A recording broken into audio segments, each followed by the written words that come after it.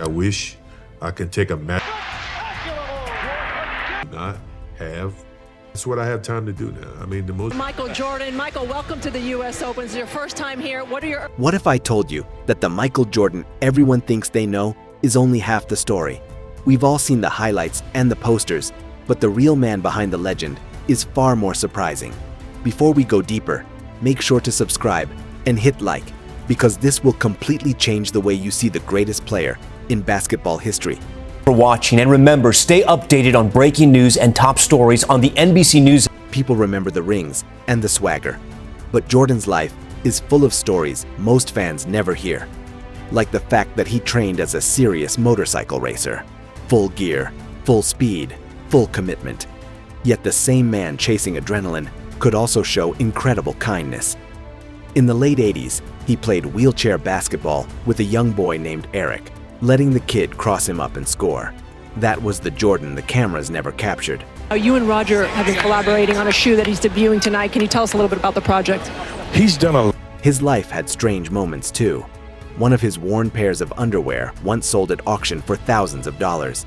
Maybe the weirdest piece of memorabilia ever. Jordan says he feels a duty to share his thoughts on the game. Yeah. But some memories were darker. At 7 years old, Jordan saw a friend drown, a trauma that made him fear deep water for life. The man who could fly on the court never learned to swim. His private world was just as intense. Of course. I do have a lot of stuff to do the rest of the day. His Charlotte penthouse had ceilings towering over 20 feet and a bathtub so huge it needed nearly an hour to fill. He even sold part of the place to LaMelo Ball. Still, the most revealing moments came off camera, when a video of an autistic man pretending to be Jordan went viral and some mocked him. Jordan quietly reached out, sent gifts, and encouraged him to keep playing. There were chaotic moments too, like the night his number 23 jersey vanished before a game, forcing him to play in a blank number 12 because someone had crawled through ceiling tiles to steal it. It's a stark departure from how he was once known. Air Jordan is now Grandpa Mike. And even though basketball defined him, Jordan originally dreamed of becoming a weather reporter. Imagine him delivering the forecast instead of hitting buzzer beaters. His life wasn't free from pain. His divorce became one of the most expensive in sports, costing more than $160 million. And a martial arts stunt once went wrong, leaving him with a cut that required emergency stitches. A little bit extra? Well, I don't know about that, but he is a good athlete. I know he was a basketball player at one time, so I know he can get up. His competitiveness created controversy too, including a $57,000 gambling debt that brought him into court. Even his iconic number 23 came from a simple idea. He chose it because it was half of his brother's number 45. His teammates felt his intensity.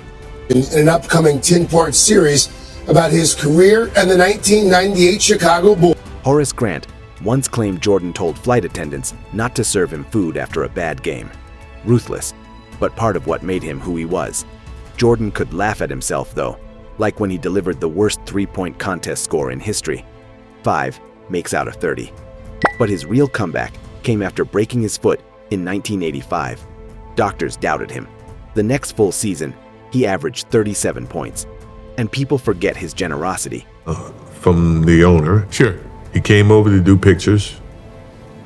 Earning $90 million in NBA salary, but donating over $100 million to charity in his lifetime. His bond with Kobe Bryant revealed another side of him. Mentor, big brother, friend. Called you my friend. I remember that. And we sipped some tequila. Were you dying? I did die. When Kobe died, Jordan cried openly, saying he'd lost a little brother. Michael Jordan wasn't just a player.